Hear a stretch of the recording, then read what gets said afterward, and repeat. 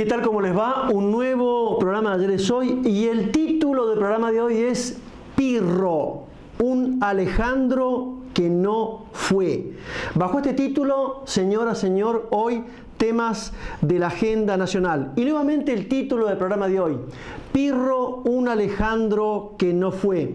Recuerda mucho mejor que yo, señora, señor, que los griegos allá por el siglo VIII antes de Cristo, cuando hallaron su punto máximo de maduración en materia de industria y comercio, buscaron nuevos puertos para comprar sus materias primas y nuevos puertos para vender sus productos comerciales. En tal sentido hubo desde Grecia continental y desde colonias griegas fundadas en Asia Menor, en la Jonia, desde ciudades de tales como Mileto, Efeso y Samos, hubo dos colonizaciones griegas, la del este y la del oeste. Ambas colonizaciones, la del este y la del oeste, fueron llamados en conjunto Magna Grecia. Vamos a la colonización del este. Los griegos en el este, puntualmente en el litoral del Mar Negro, cerca de la península de Crimea, fundaron las colonias de Sinope, Olbia y Teodosia. Ya un poco más al sur, pero al norte del mar Egeo, en la península calcídica, al sur de Macedonia, tierra y patria de Aristóteles, Filipo y Alejandro Magno, insisto, sur de Macedonia, península calcídica, ahí los griegos fundaron Olinto y Potidea. Ya un poco más al sur seguimos en la colonización del este, puntualmente en Egipto.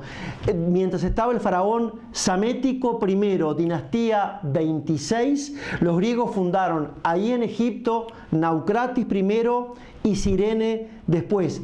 Y en la llamada colonización del oeste, los territorios son los de Italia, Sicilia, Francia y España. En Italia fundaron Catania, Tarento y Siracusa, Calabria, Síbaris y Neápolis, hoy llamada por supuesto Nápoles. En territorio francés fundaron Nice, hoy llamada Niza, y fundaron Masilia, hoy llamada Marsella. Ya en territorio español fundaron Barcelona, Valencia y Málaga.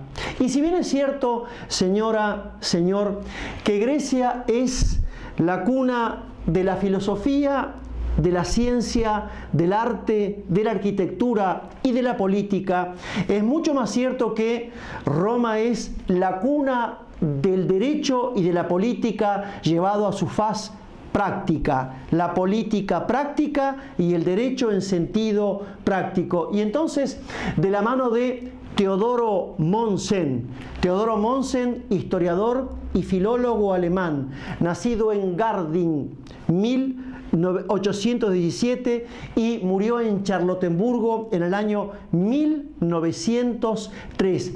Y en su obra cumbre, en su brillante obra que lleva por título Tratado de Historia Romana, allí el gran historiador y filólogo alemán nos dice que la historia de toda nación, y en especial de la nación latina, es la de un vasto sistema de incorporación, porque se refiere a la nación latina, a Roma. La primera Roma, que es la del Monte Palatino, se une a otra comunidad que estaba en la colina del Quirinal.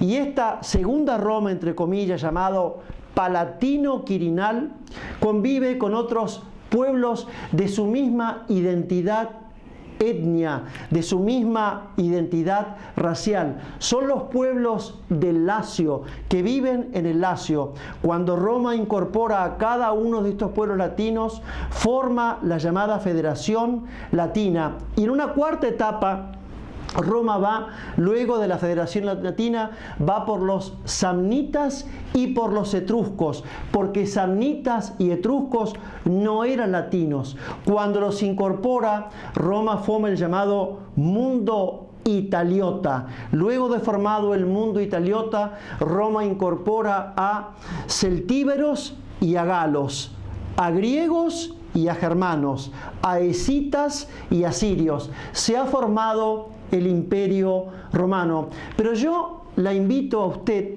señora, señor, a que nos detengamos allá por el 300 antes de Cristo, en el llamado mundo italiota, en la llamada Magna Grecia del Oeste, porque las colonias griegas de Catania, Tarento, Siracusa, Calabria, Síbaris y Neápolis eran colonias griegas en territorio italiano. Y si bien es cierto que estas colonias griegas del territorio italiano, allá por el 300 o 280 a.C., aceptaron la dominación romana, una de estas colonias griegas, la colonia de Tarento, no aceptó la dominación del ejército romano, y entonces decidió llamar a Pirro, rey del Epiro. Usted recuerda, señora, señor, que Epiro es una comarca que está situada al norte de Grecia, y Pirro tenía ínfulas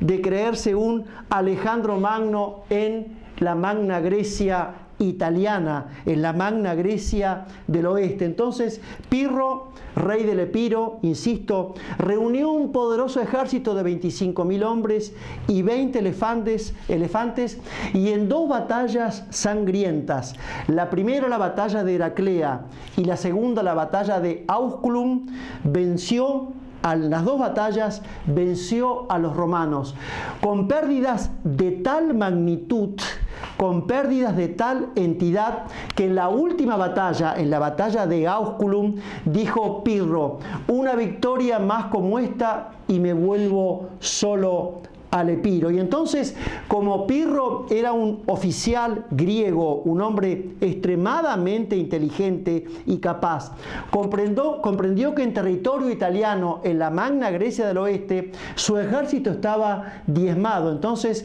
le pidió la paz al Senado romano.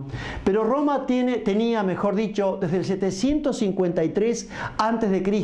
hasta el 476 después de Cristo, en casi 1200 años de secuencia romana, el Senado romano nunca jamás se daba por vencido. Y si negociaba la paz, era para volver a la guerra. No aceptó la paz. Pirro entonces sale del territorio italiano, se dirige hacia Sicilia, vence en Sicilia a los cartagineses allá por el 280 a.C., cartagineses que luego darían lugar a la primera guerra púnica allá con Amílcar, 241 a.C.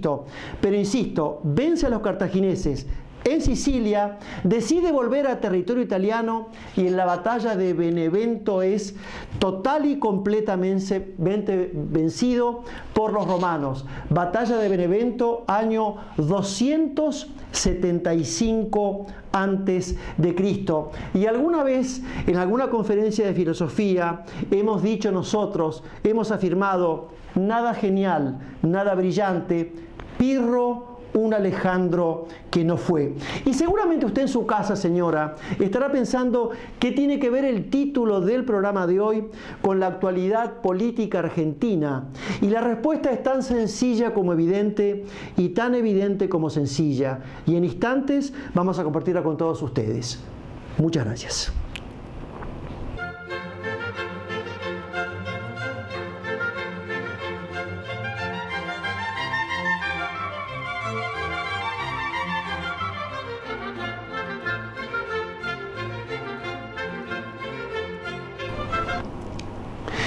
Y Pirro, el rey del Epiro, comarca de Grecia, ubicada al norte de Grecia, que venció a los romanos en la Magna Grecia del Oeste, en las batallas primero de Heraclea, segundo de Ausculum, donde pronuncia otra victoria así y me vuelvo solo al Epiro, y que fue definitivamente vencido en la batalla de Benevento, 275 a.C. por los romanos. El rey Pirro, rey del Epiro, olvidó que Alejandro Magno había sido educado por Aristóteles, el padre de la filosofía, durante 12 años. Olvidó que Alejandro Magno era el hijo de Filipo II de Macedonia. Nosotros en cada conferencia de filosofía nuestra, cuando el tema ha sido pertinente, y nuestras cátedras de filosofía en la Universidad Católica Argentina, en la Universidad de Belgrano y en la Universidad de El Salvador, cuando el tema fue pertinente, hemos dicho algo que lo hemos compartido acá en este programa con usted, señora, señor, no una vez, varias veces. Filipo II de Macedonia es el fundador de la ciencia geopolítica, porque la geopolítica no es ni más ni menos que comprender que la política está más allá del poder político de cada nación, que la geografía está más allá de la geografía de cada nación. Y entonces geopolítica es la armonía de política y de geografía más allá de los límites políticos y geográficos propios de cada nación, en otra geografía, con otros intereses políticos, en intereses comunes comerciales, industriales, de civilización, de cultura. Filipo II de Macedonia es el primer rey de la antigüedad clásica que funda la ciencia geopolítica. Y en tal sentido, cuando Alejandro Magno, su hijo, allá por el 336 a.C., cruzó el Helesponto con 40.000 macedones y 5.000 griegos, luego de la muerte de Alejandro Magno, ocurrida en el 323, estuvo 13 años en Asia y en Persia y murió a la edad de 33 años, los generales de Alejandro Magno se quedaron 200 años más. ¿Por qué? Porque la primera medida de Alejandro Magno cuando venció a Darío fue casarse con la hija de Darío, con Roxana, y sus 80 oficiales de primera línea macedones se casaron con las hijas de 80 oficiales de Asia. Y porque el ejército de Alejandro Magno nunca fue un ejército conquistador en el sentido de militar, fue un ejército de civilización y de cultura. Alejandro Magno sentó las bases del helenismo y por eso se quedó en Asia durante 200 años. Llevado acá a la política argentina, señora, señor, da pena, da una enorme pena comprobar y hasta compartir con cada uno de ustedes que la política argentina, que los políticos argentinos no tienen vocación de estadistas, no tienen inteligencia de estadistas y no tienen propuestas de estadistas. En tal sentido, un breve repaso inmediato del mundo contemporáneo, del mundo actual. Así como el mundo contemporáneo disfrutó, y en especial Francia, a la presidencia de François Mitterrand, así como el mundo contemporáneo, y en especial España, disfrutó la presidencia de Felipe González, así como el mundo contemporáneo disfrutó, y en especial Uruguay, a la presidencia hasta hace instantes de Pepe Mujica, y el mundo contemporáneo disfruta, y en especial Chile, a la presidenta Michelle Bachelet, porque no solamente son gente de izquierda, sino que son estadistas, es gente que ha entendido, aún en su posición de izquierda, que hay que defender la libertad de prensa, que hay que defender el libre comercio y que hay que defender la propiedad privada. Hoy, aquí en la República Argentina, en un creyendo tan decadente como obsceno y tan obsceno como decadente, la izquierda argentina comienza a ser cada vez más ultra izquierda y entonces, como está prisionera del odio, del rencor, de la venganza y hasta del crimen, nos quiere hacer creer a todos los argentinos que creemos en la República, que creemos en los verdaderos partidos políticos, que creemos en las instituciones, insisto, de las repúblicas, que Earp y Montoneros eran combatientes románticos, que eran combatientes poetas y sociales, que los únicos crímenes fueron los de la dictadura militar y los de la AAA. Y lo cierto es, señora, señor, que todos aquellos que somos la inmensa mayoría de los argentinos que creemos realmente en la República y en los verdaderos partidos políticos, padecimos a la ultraderecha, dictadura militar y AAA, léase, y padecimos los crímenes de Earp y de Montoneros, de la ultraizquierda. Pareciera que la izquierda argentina, hoy disfrazada de ultraizquierda, hasta necesita que Santiago Maldonado no aparezca con vida. Santiago Maldonado se convierta realmente en un desaparecido. Pareciera que la ultraizquierda argentina, prisionera del odio, de la venganza y del rencor, necesita de la desaparición de algún argentino para conformar su identidad política. Lo cierto es que el Estado Nacional, con todas las instituciones, lo está buscando con toda diligencia y con toda profundidad. Y ningún argentino de bien, equilibrado en su justo medio, en su sentido común, puede hacer de la ausencia física de Santiago Maldonado una bandera política. Hacemos la última pausa y enseguida volvemos. Muchas gracias.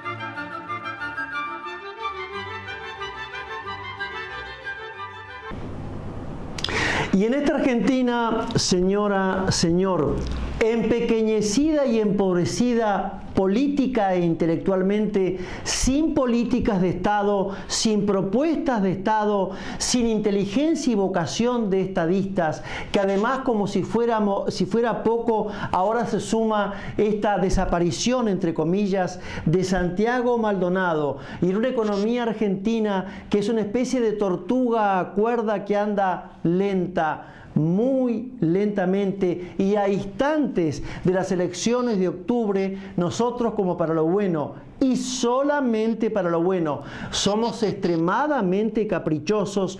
Un chino queda impaciente al lado nuestro. Señores políticos de la República Argentina, oficialismo y oposición, oposición y oficialismo. Corrijo el dato, no son 11 millones de hectáreas, son 21 millones de hectáreas que la República Argentina tiene inundadas.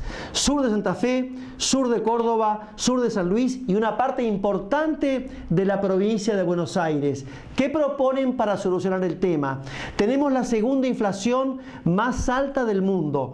Somos el segundo país con los impuestos más caros del mundo. No tenemos ferrocarril, no tenemos marina mercante, no tenemos industria pesquera y además tenemos concentrado el 85% de la industria y producción en Capital y Gran Buenos Aires, y por eso la mitad de la población de la República Argentina está en Capital y cono urbano bonaerense. ¿Qué soluciones, qué políticas de Estado proponen a esta campaña electoral? Entre comillas. Y de un tiempo a esta parte, señora, señor, a nivel municipal, a nivel provincial, a nivel nacional, venimos solicitando una política sanitarista de prevención de la ingesta de alcohol, droga y pastillas para los jóvenes de 12 a 25 años. Los últimos cruentos delitos de la República Argentina son mediante la ingesta de alcohol, droga y pastillas.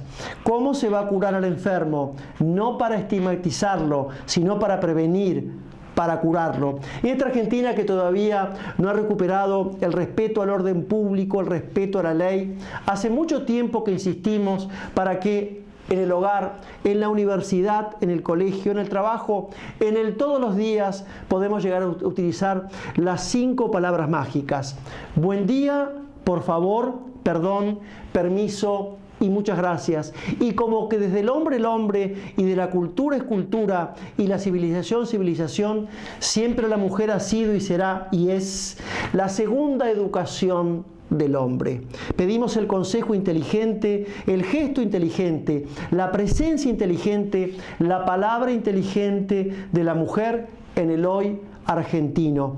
Y que no hable más el doctor Mariano Zaubidet, que era la filosofía clásica, clásica por lo clara, clásica por lo sencilla y clásica por lo actual, porque lo actual como lo clásico nunca pasa de moda. Hoy voy a hablar Marco Tulio Cicerón, abogado, senador, filósofo y orador romano, 106 a.C., 43 a.C., en un libro cumbre de colección, quizá el más brillante de los que ha escrito el senador romano Marco Tulio Cicerón, Diálogos del Orador, en el libro 2, así habla Marco Tulio Cicerón. De hombre sabio es dar un consejo en los momentos más difíciles. De hombre honrado y discreto es prever con el entendimiento, probar con la autoridad, persuadir con el discurso. Y yo le pregunto hoy a usted en su casa, señora, señor, después de 34 años consecutivos e ininterrumpidos de democracia republicana en la República Argentina, ¿no merecemos hoy aquí los argentinos que el discurso, que la persuasión y el entendimiento de los políticos argentinos se conviertan en políticas de Estado? Hasta la próxima y muchas, pero muchísimas gracias.